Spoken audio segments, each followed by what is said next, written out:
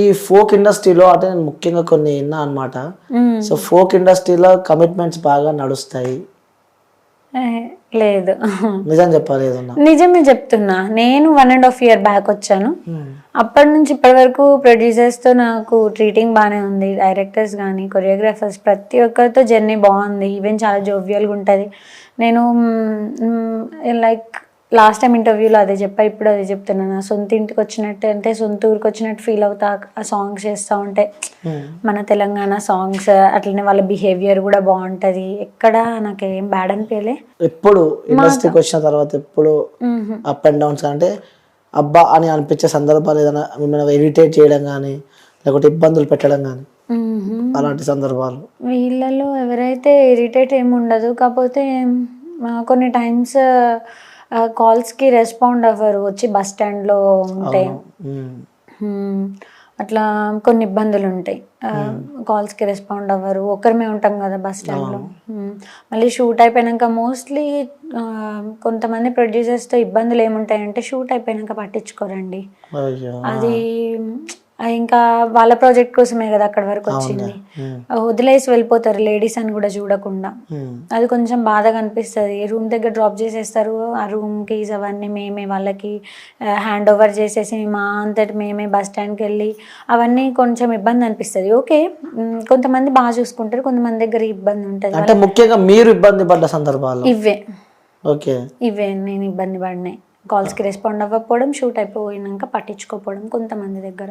Okay, అంటే ఈ folk industry అంటే సో కొంతమంది ఫోక్ అంటే కొంచెం నెగిటివ్గా కానీ ఒక చిన్నతనంగా ఒక ఫోక్ అంటే ఒక వేరే లైక్ ఒక వేరే కైండ్ ఆఫ్ జోన్ అదని చెప్పి కూడా అంటూ ఉంటారు. సో అలాంటి ఇండస్ట్రీకి వచ్చినప్పుడు మీ ఫ్యామిలీ నుంచి కానీ మీ చుట్టుపక్కల నుంచి కానీ అరే ఫోక్లో సాంగ్స్ చేస్తుంది, అలా డ్రెస్ శారీస్ కట్టుకుంటుంది, సో అలాంటివి ఎప్పుడైనా విన్నారా?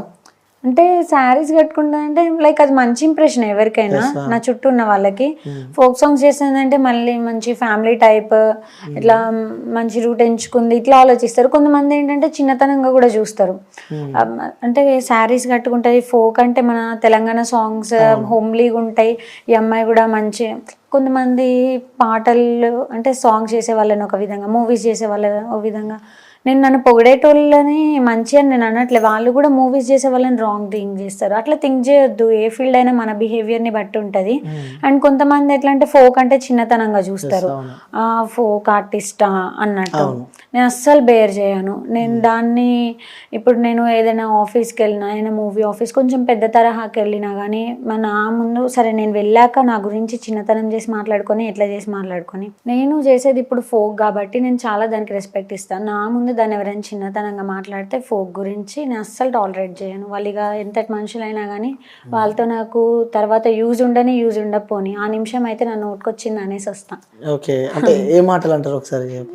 అంటే లైక్ చెప్తా, ఫోక్ని చిన్నతనం చేయకండి, చేసేదైతే నన్ను ఇక్కడ వరకు పిలవకండి. ఫోక్ వల్లే ఇప్పుడు మీరు పిలిచిండు. వాస్తవం చెప్పాలంటే ఫోక్ కి సంబంధించిన సాంగ్స్ బీభత్సంగా ట్రెండింగ్ లో నడుస్తుంటాయి. అంటే లైక్ ఫోకే నాకు ఫుల్లీ లైఫ్ ఇచ్చింది అంటలేను. మోస్ట్ ఆఫ్ ద పీపుల్ 50% ఫోక్ని చూసి పిలిస్తే 50% సమ్ డిఫరెంట్ మనుషుల దగ్గర కొన్ని కాంటాక్ట్స్ అట్లా రీచ్ అవి పిలిచారు. ఓన్లీ ఫోక్ వల్లే లైఫ్ అని నేను అంటలేను. కాకపోతే ఇప్పుడు నేను చేసేది ఇది కాబట్టి నేను నా ఫీల్డ్కి నేను చాలా రెస్పెక్ట్ ఇస్తాను. నా ముందు దాన్ని ఎవరైనా అంటే నేను దాన్ని టాలరేట్ చేయను. ఓకే, సో స్టార్టింగ్ ఎప్పుడు వచ్చారు ఈ ఫోక్ ఇండస్ట్రీకి? స్టార్టింగ్ తేరీ మేరీ కథ సాంగ్ 1.5 year బ్యాక్, అంటే మేబీ 2023 నవంబర్ డిసెంబర్ ఆ టైం అనుకుంటా. ఓకే, ఫస్ట్ ఆ సాంగ్ తో 22 మేబీ 22-23. ఓకే ఓకే, కన్ఫ్యూజన్ లో ఉన్నారు. Okay, 22 November. ఎప్పుడు ఎందుకు రావాలనుకున్నారు ఈ ఫోక్ ఇండస్ట్రీకి? ఎందుకు రావాలని నేను ఏమనుకోలేదు.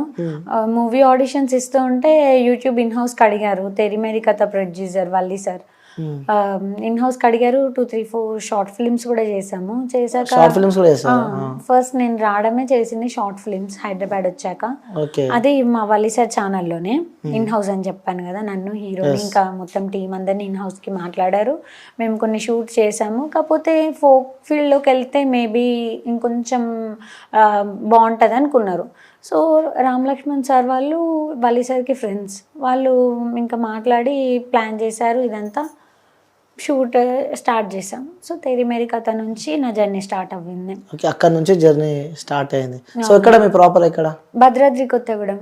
సో భద్రాద్రి కొత్తగూడెం చూసినేమో వెనకాల ఉంది. అక్కడ నుంచి ఎలా హైదరాబాద్కి రావడు?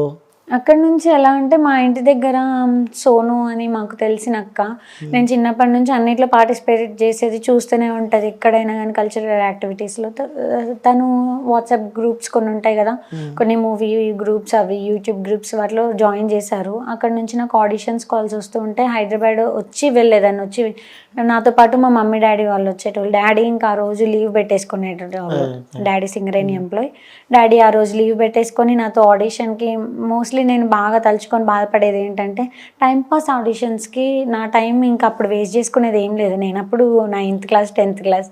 కాకపోతే డాడీకి ఎంత ఇబ్బంది, అదొక్కటి ఆలోచించేదాన్ని. టైంపాస్ ఆడిషన్స్ ఇన్ని అటెండ్ చేయడం వల్ల డాడీ డ్యూటీస్ అన్ని లాస్ అయ్యాయి అని ఆలోచించేదాన్ని. బట్ ఓకే, అవి అటెండ్ చేయడం వల్లనే వీళ్ళు కలిసారు కదా నాకు. ఓకే, సో ఇప్పుడు ఎక్కడ హైదరాబాద్లో ఉంటున్నారా? హైదరాబాదే. మరి అక్కడ జాబ్? డాడీ మమ్మీ అక్కడే కొత్తగూడెంలోనే ఉంటారు. నేను అన్నయ్య వాళ్ళు, అమ్మమ్మ నాతో ఇక్కడ హైదరాబాద్లో ఉంటారు. అన్నయ్య అమ్మమ్మ. ఓకే, స్టడీస్ మొత్తము ఇక్కడనే స్టార్ట్ చేశారు? అన్నయ్య స్టడీస్ కూడా ఇక్కడే. సో మా అన్నయ్య డిగ్రీ ఫైనల్ ఇయర్ అయిపోయింది. అట్లా ఇంకా హైయర్ స్టడీస్ చదువుతూ ఉంటాడు, నేను కూడా ఇంకా చదువుకుంటా. ఇక్కడ స్టడీ ఇటు ఇది రెండు మేనేజ్ చేస్తాం. ఓకే, రెండు మేనేజ్ చేస్తున్నారు. సో ఎప్పుడైనా మీ ఇన్స్టాగ్రామ్లో మీ రీల్స్ రావడం కానీ ఆ సందర్భాలు చూసినప్పుడు మీకు ఏమనిపిస్తూ ఉంటుంది? అంటే ఆ ఫీల్ ఎలా ఉంటుంది? అంటే నా మొబైల్లో నా రీల్సా? నీ మొబైల్లో నా రీల్స్ వస్తే స్టార్టింగ్లో తెలియక ఎగ్జైట్ అయిపోయేదాన్ని. అరే నా రీల్ నాకు వచ్చింది అంటే నేను ఫేమస్ అనుకునేదాన్ని. అట్లా అనుకునేదాన్ని. తర్వాత ఇంక ఇప్పుడు అలవాటు అయిపోయింది. ఇప్పుడు వేరే వాళ్ళ మొబైల్స్లో, లైక్ నేను మెట్రోలో ఎప్పుడైనా వెళ్ళేటప్పుడు నేను ఒక్కసారి మేబీ 1 time నేను అది ఎక్స్పీరియన్స్ చేసా, బాగా అనిపించింది. పక్కన ఉన్న వాళ్ళకి నా రీల్ రావడం చూసా నేను, బాగా పక్కన కూడా వస్తుంది నా రీల్ అని చెప్పి అవును చాలా ఎక్సైట్మెంట్ తో ఫీల్ అయినట్టు. అవును. ఓకే, అంటే ఈ సాంగ్ కాకన ముందు కూడా బయట ఎవరైనా గుర్తుపట్టే వాళ్ళ? బయట లైక్ బయటికి వెళ్ళినప్పుడు కూడా ఎవరైనా మీరు అది ఇది అని చెప్పి? నాది డిన్నర్ చేస్తావా చాయ్ తాగుతావా రీల్ ఒకటి బాగా వైరల్ అయింది ఆ టైంలో. ఒకసారి చెప్పండి, అది అర్థం కాలేదు నాకు. అది బిగ్ బాస్ ఆడియో. డిన్నర్ చేస్తావా చాయ్ తాగుతావా, ఆయన గారు పెట్టనా, నా చేతులతో పెడతా, నా చిన్ని చిన్ని బుజ్జి బుజ్జి ఫింగర్స్తో పెడతా. ఆ డైలాగ్ బాగా ఆ టైంలో వైరల్ అయింది నా వీడియో. సో అప్పుడు ఒక 2-3 మెంబర్స్ అట్లా గుర్తుపట్టేటోళ్ళు, ఇట్లా మీరు ఇన్స్టా రీల్స్ చేస్తారు కదా అని. హ్యాపీ ఫీల్ అయ్యేదాన్ని. దాని తర్వాత ఇప్పుడు ప్రెసెంట్ గుర్తుపడతాను. కొంచెం క్రౌడ్ ఉన్న ప్లేసెస్కి వెళ్తే ఒక 5 to 6 మెంబర్స్ అయితే గుర్తుపడతారు ఖచ్చితంగా. ఎలా ఈ వెంకటి సాంగ్ ఎలా వచ్చింది మీకు? ఆఫర్ ఏంటి? ఎలా అంటే లైక్ నేను బయట ఇప్పుడు తెలుసానేమో కానీ ఫోక్ ఫీల్డ్ అయితే మొత్తం పూజా నాగేశ్వర్ అంటే తేరీ మేరీ కథ నుంచే ఒక ఐడియా ఉంది. సో వాళ్ళు కాంటాక్ట్ షేర్ చేసుకుంటా ప్రతి సాంగ్ చేస్తుంటే ఈ సాంగ్ కూడా అంత ప్రొడ్యూసర్ పూజా నాగేశ్వర్ కాంటాక్ట్ కావాలని అడిగినారు. నాతో హీరోగా చేసిన అతను రౌడీ హరీష్ తన పేరు. సో తను నా కాంటాక్ట్ అనేది ప్రొడ్యూసర్కి షేర్ చేశారు.